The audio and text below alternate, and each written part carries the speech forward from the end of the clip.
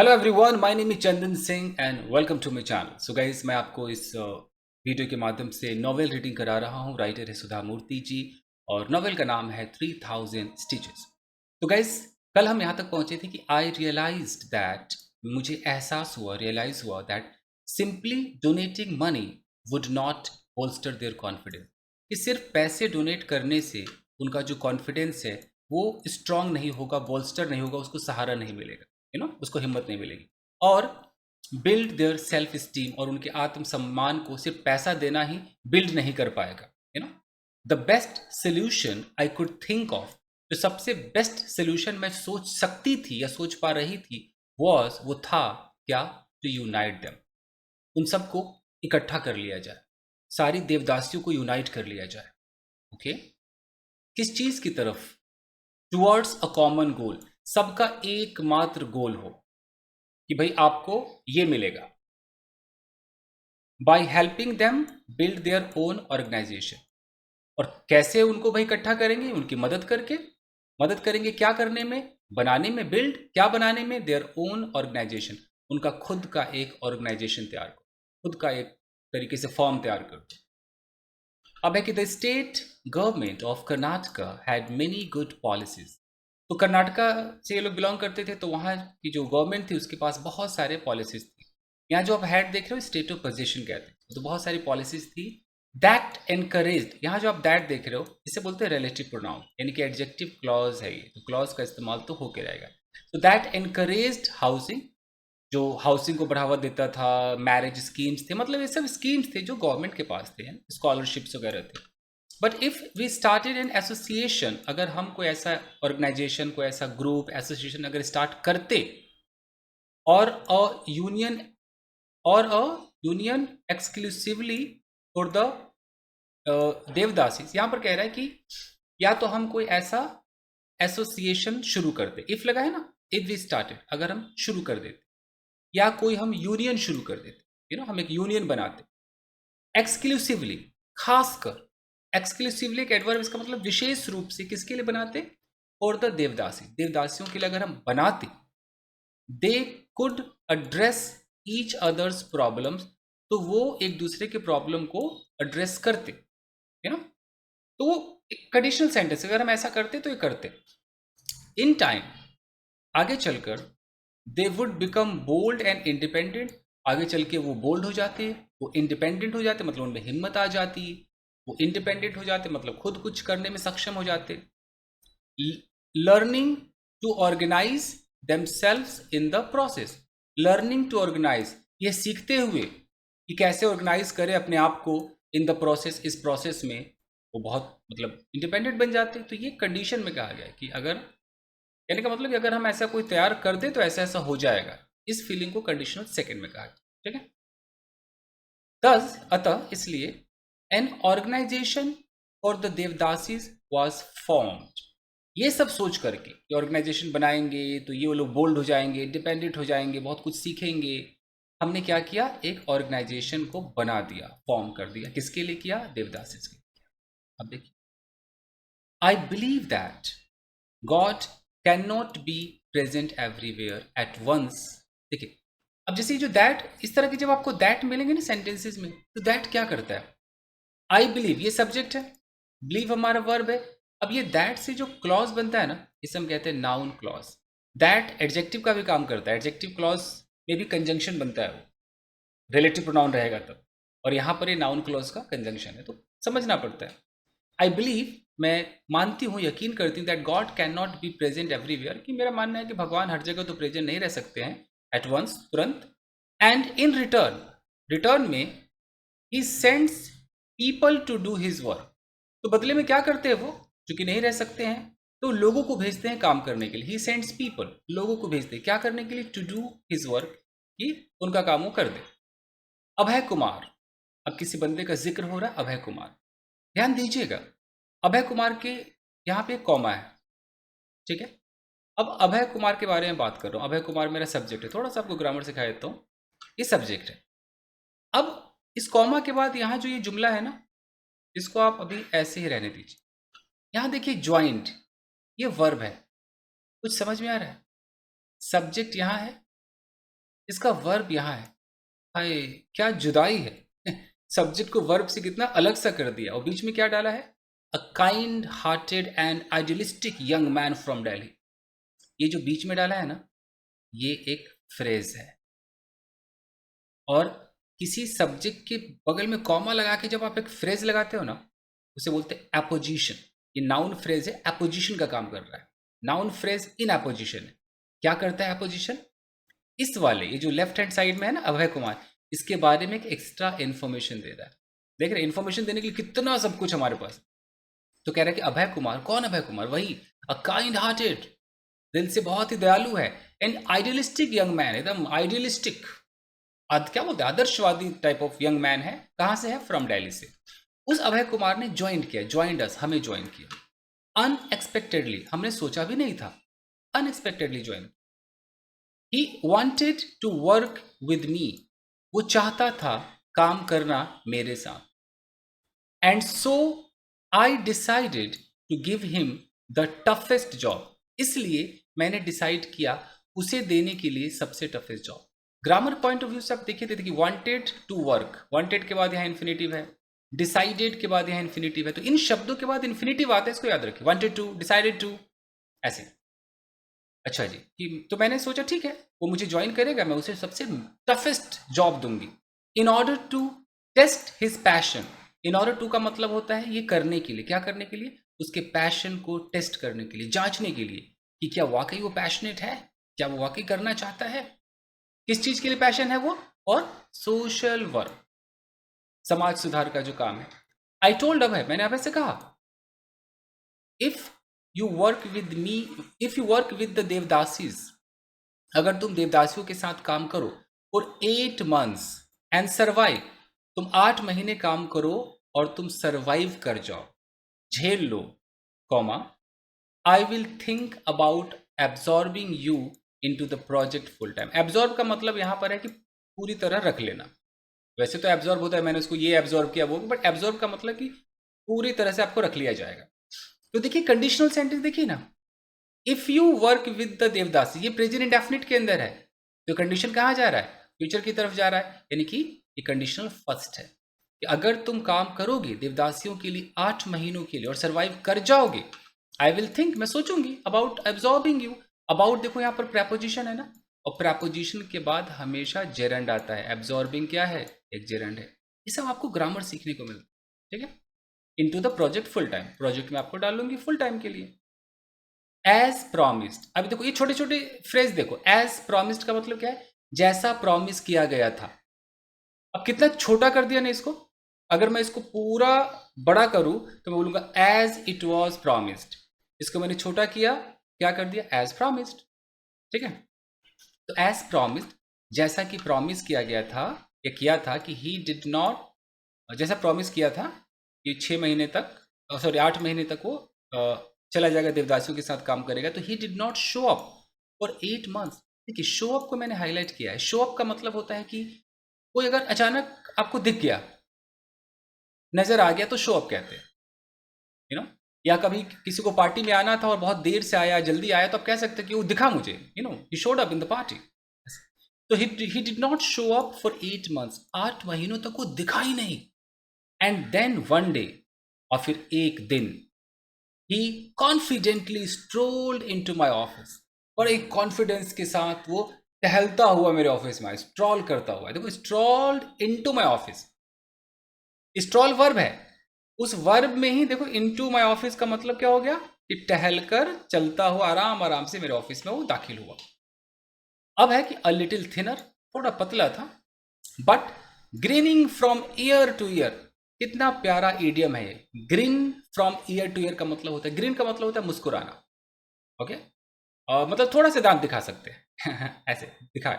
Year to year का मतलब है कि इतना बड़ा स्माइल, ईयर टू ईयर, सोच लो कितना बड़ा स्माइल है। अगर कोई आपके सामने ऐसे दांत दिखाए, मुस्कुराए, मतलब दांत वो दिखना चाहिए थोड़ा ऐसे करे, और कुछ लंबा ही स्माइल कर दे, तो आप कह सकते हो why are greening year to year, from year to year, ठीक है। But greening from year to year, पूरा मुस्कुरा रहा था, कुछ ज्यादा ही मुस्कुरा रहा था। आई सेड, मैंने कहा, अभय, नाउ यू नो, अब पता है, अब पता चला, अब जानते हो ना, how hard social work is, कितना मुश्किल है सोशल वर्क करना। देखो इज लास्ट में लगा है ना, ऐसे समझा करो। तो सेंटेंस को समझो, मुझे पता है कि वो कहाँ रहती है, I know where she lives. मुझे पता है तुम क्या हो, I know what you are. मुझे पता है तुम कौन हो, I know who you are. ऐसे लास्ट में लगता है। It takes extreme commitment, extreme मतलब बहुत ज्यादा कमिटमेंट लगता है भाई, एंड परसिस्टेंस, और वो परसिस्टेंस मतलब कंटिन्यूटी लगती है, टू कीप गोइंग, किसी चीज को करते रहने के लिए, उसको चलते रहने के लिए। कीप गोइंग का मतलब कि चलता रहे, उस कीप गोइंग के लिए बहुत ज्यादा कमिटमेंट चाहिए और परसिस्टेंस चाहिए। You can go back to Delhi, तुम दिल्ली जा सकते हो, विद द सेटिस्फैक्शन, इस सेटिस्फैक्शन के साथ, इस संतुष्टि के साथ, of having made a difference to so many lives, कि तुमने बहुत सारी जिंदगियों में कुछ चेंजेस लाए हैं, कुछ डिफरेंस लाए हैं। ऑफ हैविंग मेड, देखिए हैविंग मेड क्या है, जैसे मैं अगर बोलूं कि I have made a difference to many lives, I have made, लेकिन ऑफ तो प्रेपोजिशन है, तो ऑफ अपने साथ भैया आईएनजी लेगा, तो इसलिए हैविंग लगाना पड़ा। You can go with the satisfaction of having made a difference.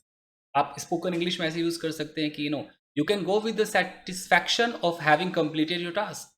तुम इस संतुष्टि के साथ जा सकते हो कि तुमने अपने टास्क को कंप्लीट कर लिया है, चलिए और देखिए, you are a good human being, तुम बहुत अच्छे इंसान हो, एंड आई एम श्योर, मुझे पूरा यकीन है, that this little experience will stay with you and help you later. मुझे पूरा भरोसा है, यकीन है कि जो छोटा सा एक्सपीरियंस तुमने लिया है ना 8 महीनों का, विल स्टे विद यू, ये एक्सपीरियंस, ये अनुभव तुम्हारे साथ स्टे करेगा, रहेगा, एंड हेल्प यू। देखो हमने जब एंड लगाया ना, तो हमें यहाँ विल दोबारा लगाने की जरूरत नहीं, उस विल से अंडरस्टूड है कि यहाँ भी विल ही है, तो यूं समझो and will help you later, और बाद में तुम्हारी कहीं ना कहीं हेल्प ही करेगा, ठीक है। चलिए,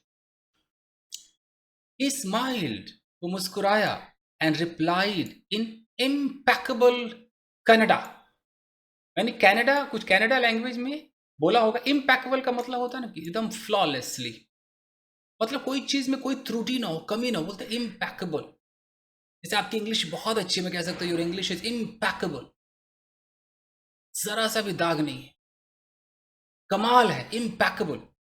तो ही स्माइल्ड, वो मुस्कुराया, and replied in impeccable Kannada. Who who said that I wanted to go back to Delhi ji, किसने कहा कि मैं दिल्ली जाना चाहता था। I have decided to stay in Karnataka and complete this project. मैंने डिसाइड कर लिया है टू स्टे इन कर्नाटका, कि मैं कर्नाटका में ही रहूंगा, एंड कंप्लीट, अब जैसे यहां पर कंप्लीट है, तो अब ये कंप्लीट किस चीज को दिखा रहा है, यहां देखो I have decided to stay, to यहां टू लगाया ना, टू स्टे, ये इन्फिनिटिव है, तो इन्फिनिटिव चल रहा है, अब एंड लगाने के बाद फिर एक इन्फिनिटिव लगाने का मन किया, तो मैंने टू नहीं लगाया, बिना टू के बोलो कि I have decided to stay in Karnataka and complete the project. तो इस कंप्लीट का मतलब भी है टू कंप्लीट, ये इन्फिनिटिव ही है, तो एक टू हटाना पड़ता है एंड के बाद, ठीक है। चलो, अब है, this is a serious work, अब है ये एक सीरियस काम है। यू आर यंग, तुम अभी नौजवान हो, and that's a great disadvantage in this line of work, और ये एक बहुत बड़ा डिसएडवांटेज है, नुकसान है ये, in this line of work. This line of work मतलब इस काम के, इस लाइन में, ये जो हम काम करते हैं सोशल वर्क, इसमें बहुत बड़ा डिसएडवांटेज है, तुम अभी जवान हो, फंस जाओगे। And my voice faded away, और अचानक मेरी आवाज थोड़ी धीमी हो गई। I didn't know what else to say, मुझे पता ही नहीं था मुझे क्या कहना था, I didn't know what else to say, और मैं क्या कहती मुझे पता नहीं था। Don't worry about that ma'am, आप चिंता मत करो ma'am, you gave me the best job, तो आपने मुझे बहुत ही बेहतरीन जॉब दिया, आई कुड पॉसिबली हैव, जो कभी मेरे पास हो सकता था। देखो कुड का बड़ा अच्छा इस्तेमाल है, you gave me the best job I could possibly have, आपने मुझे ऐसा जॉब दिया जो शायद ही मेरे पास हो सकता था। I thought that you might give me a desk job, पहले तो मुझे लगा कि शायद आप मुझे दोगे एक डेस्क जॉब, यानी कि बैठे रहने का होता ना, फ्रंट ऑफिस वाला जॉब दोगे। आई नेवर इमेजिन्ड, मैंने कभी इमेजिन भी नहीं किया था, that you would give me field work, कि आप मुझे फील्ड में जाने का काम दोगे। देखो जब हम यहाँ इमेजिन, यहाँ सेकेंड फॉर्म बोलते हैं तो यहाँ जो विल है वो वुड हो जाता है। That to the privilege of working with devadasis, और वो भी एक विशेष अधिकार, दैट टू वो भी एक विशेष अधिकार, एक प्रिविलेज ऑफ वर्किंग, काम करने का विशेष अधिकार, विद देवदासीज, देवदासियों के साथ काम करने का आपने हक दे दिया मुझे, जो सबको नहीं मिलता है। This past year has made me realise, देखो यहां पर पॉजिटिव का इस्तेमाल देखो, दिस पास्ट ईयर, ये जो साल बीत गया ना, this past year has made me realise, इसने मुझे एहसास दिलाया है क्या, their agony and unbearable hardship, made me realise, मुझे रियलाइज करा दिया उनके, एगनी का मतलब होता है कि आप बहुत मेंटली परेशान है, डिस्टर्ब है, आपके अंदर बड़ा दुख दर्द है, उसको एगनी बोलते हैं। तो this past year has made me realise their agony, मैंने उनके एगनी को रियलाइज किया, और इस साल ने मुझे रियलाइज करवाया है। अनबियरेबल हार्डशिप, हार्डशिप मतलब जो उनकी डिफिकल्टीज है ना, अनबियरेबल, असहनीय डिफिकल्टीज है, तो ये सब एहसास कराया है। नोइंग दैट, यह जानकर, यहाँ नोइंग है प्रेजेंट पार्टिसिपल, नोइंग दैट यह जानकर, how can I ever work anywhere apart from here, ये सब जान करके मैं कहीं और कैसे काम कर सकता हूं, अपार्ट फ्रॉम हेयर, यहाँ के अलावा मैं कहीं और कैसे काम कर सकता हूं। आई वॉज एस्टोनिस्ड, मैं एकदम चकित थी, एस्टोनिश मतलब चकित, एट सच सिंसियरिटी, इस मतलब ये सिंसियरिटी मतलब क्या है कि आपके अंदर एक क्वालिटी ऑफ बीइंग जेन्युइन, तो इस सिंसियरिटी पर मैं बड़ा मंत्र मुग्ध थे, एकदम चकित थी, कुछ समझ में नहीं आ रहा था। एंड कंपैशन, कंपैशन का मतलब जो सिंपैथी और एम्पैथी हम दिखाते हैं दूसरों के लिए, उसको कंपैशन कहते हैं। कि एक बच्चे के पास इतनी सिंसियरिटी है, कंपैशन है, इन चीज पर मैं एस्टॉनिश थी। तो एस्टॉनिश के साथ देखो प्रेपोजिशन क्या लगा है, एट, अगर आप किसी बात पर एस्टॉनिश हो जाओ तो एट लगाओ। I was astonished at his thought, at his work, in one compassion in one so young, तो कह रहे कि मैं इस बात पर चकित थी, एट सच की इस तरह की जो सिंसियरिटी और इस तरह की जो कंपैशन है, इन वन एक बंदे में, वो भी सो यंग, जो बहुत यंग है। I offered him a stipend to help with his expense, stipend का मतलब होता है छोटी सी कोई रकम, कोई पैसा देते हैं उसको स्टाइपेंड कहते हैं, तो आई स्टाइपेंड कहते हैं, तो I offered him a stipend, मैंने उसको कुछ पैसे दिए, to help with his expenses, ताकि वो उसके खर्चे में हेल्प हो सके।